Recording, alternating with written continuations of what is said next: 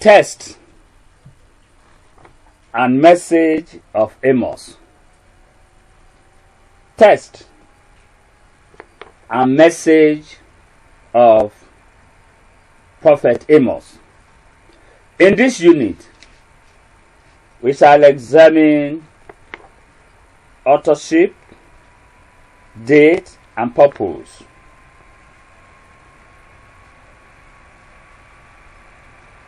Also, when we look at the content and messages contained in the book of Amos, we shall try to give an outline of the book of Amos, and by the end of the interaction, we should be able to mention some significance of the message of Amos and its practical application. Now let us begin with authorship. In Amos 1 verse 1, it reads in King James Version, "The words of Amos, who was among the headmen of Tekoa, Tekoa. The words of Amos, who was among the headmen of Tekoa, which he saw concerning Israel in the days of Uzziah the king of Judah,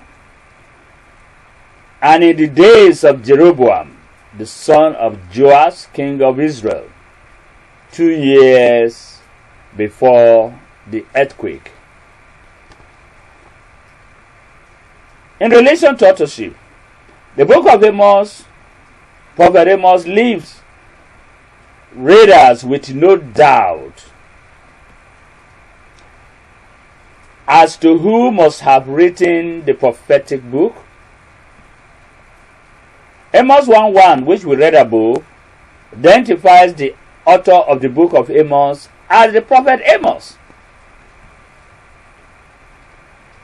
The name Amos means a burden, B-U-R-D-E-N, burden.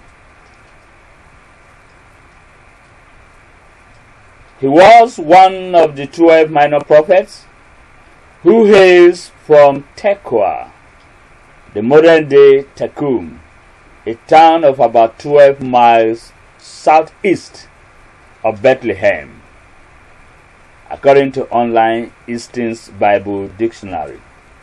So Tekoa is a town about 12 miles southeast away from Bethlehem. Amos was neither a prophet nor a prophet's son.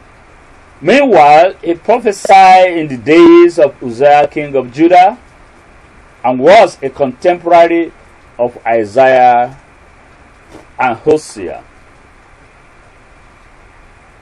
Date of writing. The book of Amos was likely written between 760 and 753 BC. Between 760 and 753 BC. Purpose of writing.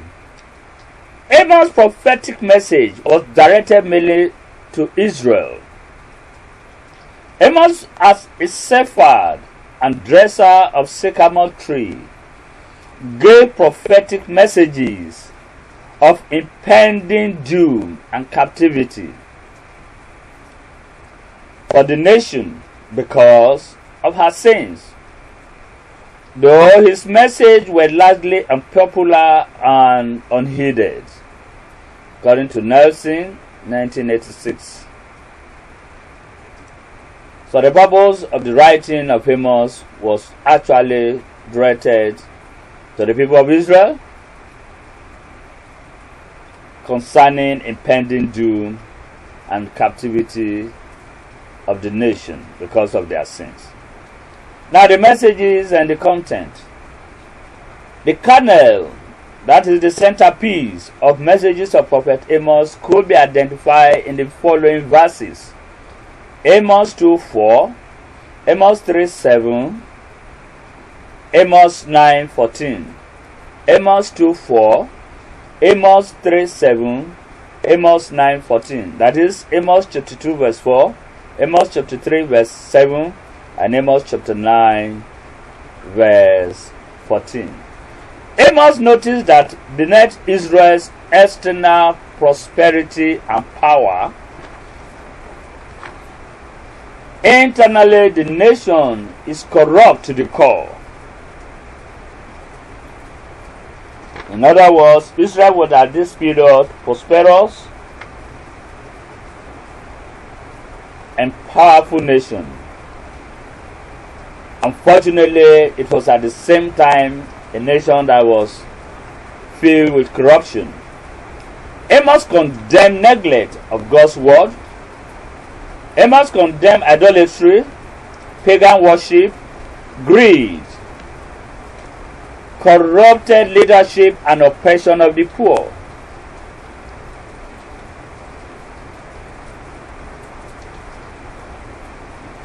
Amos begins by pronouncing a judgment upon all the surrounding nations as well, then upon his own nation of Judah, and finally the harshest judgment is given to Israel, the northern kingdom. His visions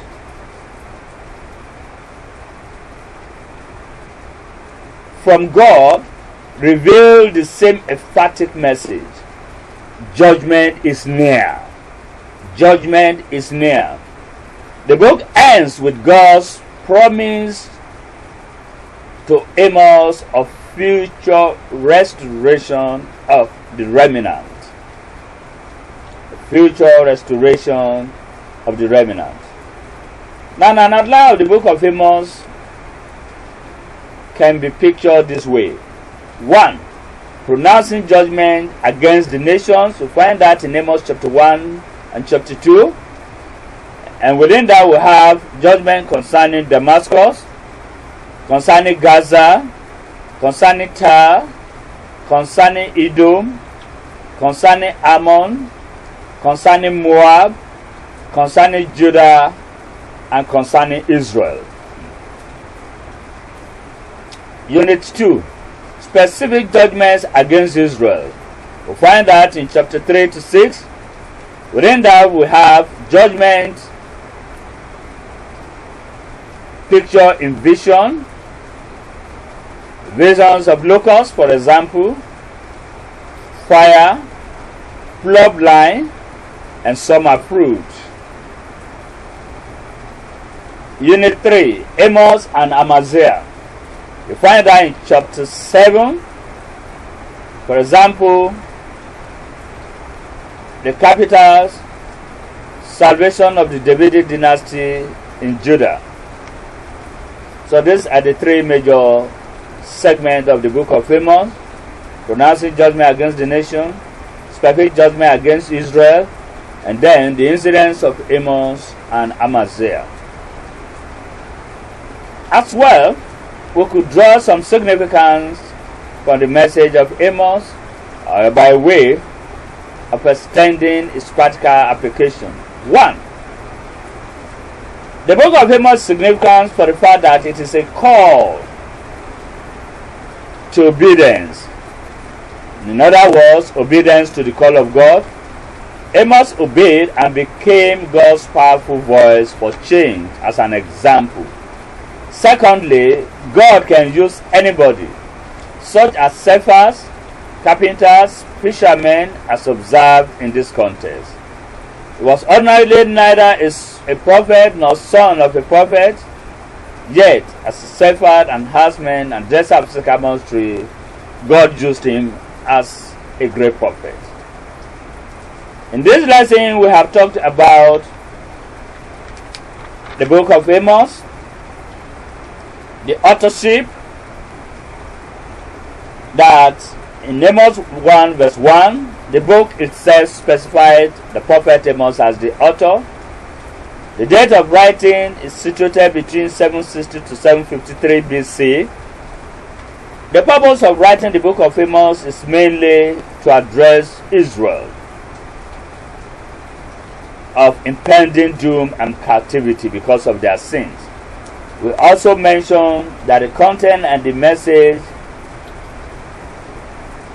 reminds one of corruption, greed, oppression of the poor, pagan worship, and neglect of the word of God. And the harshest judgment was hanging on Israel. We mentioned the major divisions in the book: pronouncement of judgment against the nations, specific judgment against Israel, and the incidents between Amos and Amaziah. Thank you for listening.